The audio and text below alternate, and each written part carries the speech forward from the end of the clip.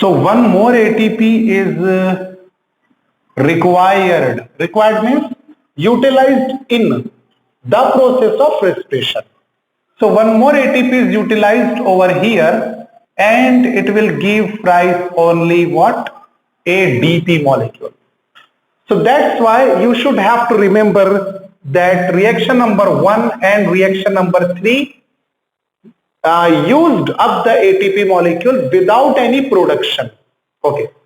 Now these are the 3 reactions. Fourth reaction, जैसा मैं आपको बताया कि ये दोनों लोगों में बड़ी कश्मकश और जिद शुरू है। एक कहता है कि मैं स्टेबल होकर रहूंगा, और दूसरा यानी साइटोप्लाज्म मॉलिक्यूल से कहता है कि मैं तुझे स्टेबल नहीं होने दूंगा। अब क्या होता है आगे कि अच्छा, ये मॉलिक्यूल फ्रुक्टोज 1,6-bis फॉस्फेट, आपके हिसाब से इस मॉलिक्यूल को हमने स्टेबल कहना चाहिए या अनस्टेबल कहना चाहिए? हाँ, दोनों टर्मिनल कार्बन कहते हैं बिजी हैं, so this molecule will be unstable. याद करो आप एग्जांपल, सांप का मुंह और उसकी दुम दोनों पर पैर रखे हुए, मतलब both terminal carbon are busy, so it is unstable. Molecule चाहेगा कि मैं क्या हो जाऊं? स्टेबल। अब ज्यादा ये एडिशन तो नहीं कर सकता, इसीलिए मॉलिक्यूल, याद रखिए इस रिएक्शन को, इसीलिए मॉलिक्यूल सेंटर से अपने आप को ब्रेक डाउन कर देगा। यहां से this bond between third and fourth carbon get broken down, and due to breaking of this bond, 2 pieces are formed. Each piece retain 3 carbon and 1 phosphorus. Each piece retain, her piece 2 piece बन जाएंगे इस bond को break होने के बाद। ये bond break हुआ, अब बीच में बॉन्ड की साइन नहीं, अब प्लस का साइन आ जाएगा। ओके, एक पीस ऊपर चला गया, दूसरा पीस नीचे। अब इसको पीस ना बोलते हुए मैं वर्ड यूज करूंगा मॉलिक्यूल।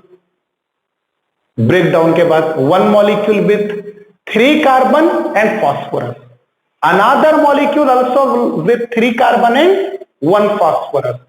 वाटर हाइड्रोलाइसिस रिएक्शन है, इसलिए एक मॉलिक्यूल यहां पर अल्डेहाइड फंक्शनल ग्रुप रिटेन कर लेगा वाटर की वजह से। तो जो भी है, अपन को इसके बहुत डिटेल केमिस्ट्री में नहीं जाने का, आउटलाइन हम स्टडी कर रहे हैं कि किस तरह से इन मॉलिक्यूल में चेंजेस होते हैं। तो आपको 2 पीसेस यानी 2 मॉलिक्यूल मिल गए, तो यहां से इसके ब्रेक होने की वजह से 2 पार्ट्स बन जाएंगे। Okay, first molecule upper 1 and second molecule lower 1। Upper molecule 3 carbon 1 phosphorus ketone, it is called as dihydroxy acetone. Functional group ऊपर में कौन है भाई? कीटोन। तो dihydroxy acetone phosphate, DHAP। What is the full form of DHAP? I am writing here DHAP for, इसको थोड़ा zoom कर देना, di hydroxy, A for acetone and P for phosphate, dihydroxy acetone phosphate. Okay, another molecule, that is this molecule, which again contain 3 carbon 1 phosphorus, but the functional group is different, it is aldehyde, so that the name of this molecule is phospho. Phosphorus is present over here. 3 carbon chain is called as glacer, and functional group is aldehyde, Al for aldehyde, PgAl. So what would be the full form of PgAl? I am writing over here PgAl for phospho, G for glycer, and Al for aldehyde. Okay, phosphoglycer aldehyde molecule, and both are isomer of each other. So what would be the name of this reaction? आप इस reaction का क्या नाम देंगे? Molecule बीच में से टूट चुका है, स्प्लिटिंग हो चुका है मॉलिक्यूल का, so this reaction is called as breaking reaction और स्प्लिटिंग रिएक्शन, लेकिन कई सारी बुक में स्प्लिटिंग का एक अल्टरनेट वर्ड यूज किया हुआ है, cleavage. So this reaction is cleavage and this is reaction number 4। Which enzyme is used for cleavage the molecule? Enzyme के पहले मैं आपको बताया हूं कि वाटर मॉलिक्यूल के हेल्प से ब्रेकडाउन हुआ और वाटर मॉलिक्यूल की वजह से न्यू फंक्शनल ग्रुप आया अल्डेहाइड। कीटोन तो पहले से प्रेजेंट था, ऊपर के मॉलिक्यूल ने कीटोन को रिटेन कर लिया। अब नया फंक्शनल ग्रुप कौन सा आया? अल्डेहाइड। इसीलिए हम कह सकते हैं कि मॉलिक्यूल को ब्रेक करने के लिए वो एंजाइम यूज होगा जिसने अल्डेहाइड ग्रुप को ज्वाइन किया, and the name of enzyme is aldolase. After the name aldehyde, the name of enzyme will aldolase. Now for reaction, fifth reaction is, अब यहां पे ये कंसेप्ट आप क्लियर कर लीजिए। बहुत सारे स्टूडेंट मुझे इस रिएक्शन पे क्वेश्चन पूछते हैं कि सर 6 कार्बन की चेन 3 कार्बन के 2 पीसेस में स्प्लिट हो चुकी है, अब कैसा होगा, आगे किस तरह से चलेगा मैकेनिज्म? पहले बच्चों देख लीजिए कि dihydroxy acetone phosphate contain how many carbon? 3 carbon. Okay, and 1 phosphorus. Functional group is ketone. This PgAl also contain 3 carbon and 1 phosphorus, but the functional group is aldehyde. Very good. Now, अब ये डाइहाइड्रोक्सिन acetone phosphate है, क्योंकि functional group acetone है यानी ketone का member, और ketone easily acid में convertible नहीं है। कीटोन आसानी से acid functional group, carboxylic acid functional group में कन्वर्ट नहीं हो सकते।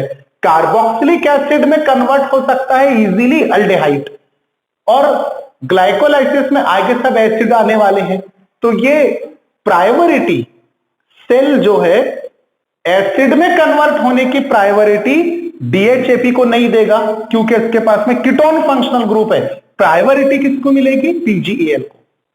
तो पीजीएल के पास 3 कार्बन और 1 फास्फोरस है। डीएचएपी बोलेगा कि भाई मुझ में और तुझ में कोई फर्क नहीं है, क्योंकि मेरे पास भी 3 कार्बन 1 फास्फोरस है, तेरे पास भी 3 कार्बन 1 फास्फोरस है। डिफरेंस है तो सिर्फ फंक्शनल ग्रुप का। डीएचएपी कहता है कि भाई मेरे पास कीटोन फंक्शनल ग्रुप है तो तेरे पास अल्डेहाइड फंक्शनल ग्रुप है। Ketone aldehyde both are isomers of each other, हम दोनों भाई भाई आपस में, तो क्यों ना हम मिलकर काम करें। देखिए बात को समझने की कोशिश कीजिए, किसने किससे कहा कि क्या करके काम करें? डीएचएपी ने पीजीएल से कहा कि हम मिलकर काम करें। क्यों मिल जाए भाई? क्योंकि हम दोनों भाई भाई हैं। भाई भाई है मतलब आइसोमर है, तेरे पास अल्डेहाइड है, मेरे पास कीटोन है, तो पीजीएल बोलते हैं ठीक है आजा मिल जा मेरे साथ में। पीजीएल का दिल बहुत बड़ा है, वो अपने साथ में लेकर के टीम वर्क करने को तैयार है। तो होगा ऐसा ही कि डीएचएपी जाकर के मिल जाएगा मीन्स ऐड हो जाएगा।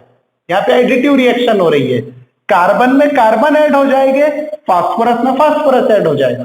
तो 3 और 3 कितने कार्बन हो जाएंगे? 6। 1 और 1 कितने फास्फोरस हो जाएंगे? 2। याद रखिएगा ये बात। तो DHAP get added into PGL. ये एरो ध्यान में रखिए, सिंगल साइड एरो बनाने में। Sometime in the cell there is a need of fatty acid. यहां पे मैं 1 मिनट रुक करके रिवर्स वाले एटो की मिस्ट्री आपको समझाने जा रहा हूं। कभी कभी होता यह है कि ये पूरा बोर्ड साइटोप्लाज्म है ना, तो साइटोप्लाज्म को कभी कभी फैटी एसिड की जरूरत पड़ जाती है या फिर ग्लाइसेरॉल की जरूरत पड़ जाती है। यहां पे लिख देता हूं मैं फैटी एसिड, या फिर कभी ग्लाइसेरॉल की जरूरत पड़ जाती है, या दोनों का कॉम्बिनेशन फैट की जरूरत पड़ जाती है। तो उस वक्त ग्लाइकोलाइसिस को इस स्टेज पे रोक दिया जाएगा। कब रोक दिया जाएगा?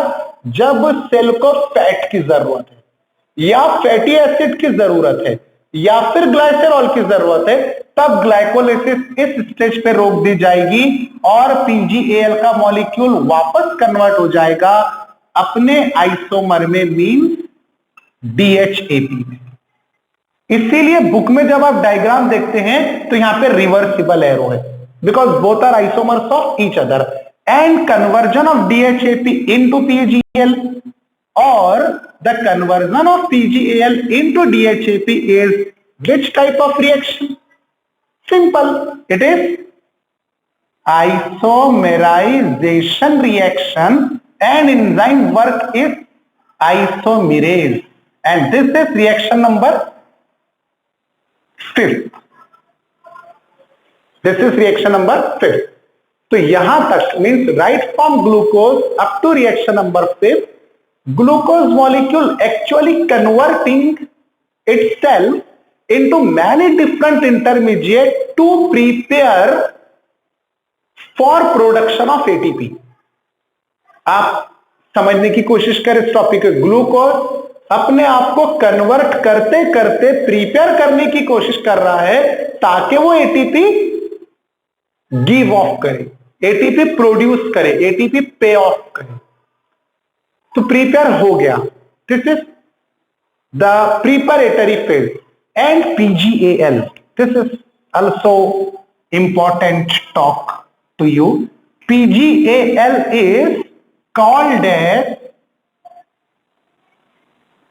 activated form of ग्लूकोज, क्योंकि PGAL पर ग्लूकोज क्या हो चुका है, एक्टिवेट हो चुका है। So PGL, revise once more, PGAL is activated form of glucose. ये क्वेश्चन एकदम डिफिकल्ट लेवल का अगर पेपर निकलता है तो ऐसे क्वेश्चन आने के चांसेस कि in glycolysis which is the activated form of glucose. आपको नीचे 4 ऑप्शन दिए हुए रहेंगे, याद रखिए कि phosphoglyceraldehyde is activated form of glucose, क्योंकि ग्लूकोज यहां पर आकर एक्टिवेट हुआ, अब यहां से ग्लूकोज एटीपी प्रोड्यूस करना शुरू करेगा। तो ये जो यहां पर हमने एक शॉर्ट लिखा था, शॉर्ट नोट्स लिखे थे कि out of 10 reaction the first 5 reactions are preparatory phase, and this preparatory phase instead of production of ATP it require or it takes the ATP in reaction number 1 and in reaction number 3. So 2 ATPs are needed in reaction first and in reaction third. अब कौन सी reaction शुरू होगी, पे of phase, after the 5th reaction. Now this phosphoglyceraldehyde is going to perform reaction number 6 and it is most important reaction of the glycolysis। पूरे glycolysis के 10 reaction में से सबसे अहम, सबसे ज्यादा इंपॉर्टेंट रिएक्शन होता है रिएक्शन नंबर 6। क्यों इंपॉर्टेंट होता है भाई, क्योंकि इस रिएक्शन में 3 इवेंट होते हैं। The first event is attachment of phosphorus, PGAL। देखिए ये स्ट्रक्चर है, तो मैं अब ऊपर के स्ट्रक्चर थोड़ा सा रब कर दूंगा और डबल्स इसको ड्रॉ करेंगे हम कन्वीनियंटली, ताकि आसानी से आपको समझ में आए कि किस तरह के चेंजेस होने जा रहे हैं। ये DHAP का फुल फॉर्म PGL, ये भी आप नोट कर लीजिए, याद रख लीजिए इसको। सो कहाँ थे हम, structure of PGL, first carbon, second carbon, third carbon. Okay, carbon number 1, carbon number 2, carbon number 3। So let us suppose phosphorus which is already existed here, this is present on carbon number 1st. This is the rough structure of phosphoglyceraldehyde। अब इस पर मैं जैसा आपको बताया कि एक inorganic phosphorus attach होगा, और यह फास्फोरस एटीपी का नहीं है, एटीपी से टूटकर नहीं आया, ये इनऑर्गेनिक फ्री फास्फोरस है जो 3 कार्बन चेन की तरफ आ रहा है। साइटोप्लाज्म ने भेजा, साइटोप्लाज्म ने सेंड किया। क्यों सेंड किया, क्योंकि साइटोप्लाज्म चाहता है कि मॉलिक्यूल स्टेबल ना रहे, और ये स्टेबल है क्योंकि एक टर्मिनल कार्बन फ्री है। इसको भी ब्लॉक करने के लिए इनऑर्गेनिक फास्फोरस भेजा गया जो एटीपी से नहीं आया। ठीक है, अब वो देखेगा कि एक टर्मिनल कार्बन ऑलरेडी बिजी है और another terminal carbon is carbon number 3, यहां पे वो इनऑर्गेनिक फास्फोरस अटैच हो गया, दोनों टर्मिनल कार्बन क्या हो गए, बिजी हो गए, means molecule become unstable. So what is the name of this molecule? Okay, एक दो इवेंट और देख लेते, फिर आपके लिए और आसान हो जाएगा उस मॉलिक्यूल का नाम बताना, क्योंकि अभी उसके पास फंक्शन ग्रुप अल्डिहाइड है। Okay, next event is elimination of hydrogen. इस मॉलिक्यूल में से मैं कंप्लीट डायग्राम नहीं ड्रॉ किया, सिर्फ कार्बन स्केलेटन है हमारे कन्वीनियंस के लिए। तो इसमें बहुत सारे हाइड्रोजन है, हाइड्रोजन एलिमिनेट होगा, हाइड्रोजन एलिमिनेट होगा तो साइटोप्लाज्म में हाइड्रोजन की तलाश में एक मॉलिक्यूल है जो बेसब्री से घूम रहा है पूरे साइटोप्लाज्म में, माइटोकॉन्ड्रिया में भी है, क्लोरोप्लास्ट में भी है। उस मॉलिक्यूल का नाम है बच्चों NAD। NAD।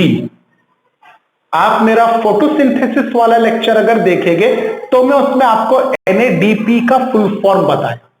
वो फोटोसिंथेसिस है जिसमें NADP होता है, और ये रेस्पिरेशन है, रेस्पिरेशन में आखिरी में P नहीं आएगा, सिर्फ NAD। और क्यों ये डिफरेंस है ये भी मैं आपको फोटोसिंथेसिस के उस लेक्चर में एक्सप्लेन कर चुका हूं, तो आप वो लेक्चर देख लीजिए। NAD ये घूम रहा है साइटोप्लाज्म में, किसकी तलाश में, हाइड्रोजन की तलाश में। तो ऊपर से नीचे, नीचे से ऊपर, कहीं भी हाइड्रोजन बाहर निकले नहीं, एलिमिनेट नहीं हुए, तो NAD को कुछ भी नहीं मिला। लेकिन जैसे ही NAD रिएक्शन नंबर 6 के पास आता है तो PgAl अपने हाइड्रोजन छोड़ देगा। जैसी हाइड्रोजन नीचे गिरे या हाइड्रोजन PgAl ने छोड़ा, वैसी कैचअप कर लिया NAD, and NAD get reduced to form NADH2। Okay, this is the most important, I am revising once again, it is most important event of the respiration, that is formation of NADH2. Yes. So we must have to multiply this molecule by 2, क्योंकि एक PgAl as it is था original breakdown के बाद, और DHAP भी एक PgAl में convert हो गया, एक ओरिजिनल और एक कन्वर्टेड, तो दो PgAl हो गए ना आपके पास।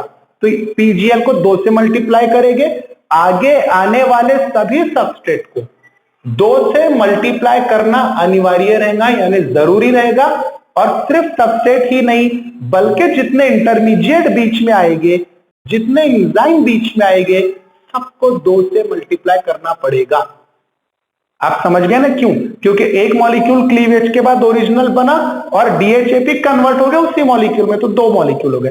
सो there are formation of 2 molecules of NADH2 and 2 inorganic phosphorus are required due to elimination of phosphorus from the substrate। Substrate में से फास्फोरस हाइड्रोजन एलिमिनेट हो गया। Due to elimination of hydrogen from the substrate, this aldehyde will become acid. अब बोलिए उस compound का नाम क्या है, इसके बाद जो आने वाला है वो compound. Yes, very nice. 1,3 which represent the carbon number on which phosphorus are joined. How many phosphorus here are there? 2 phosphorus on different carbon. That's why you must have to take the term B.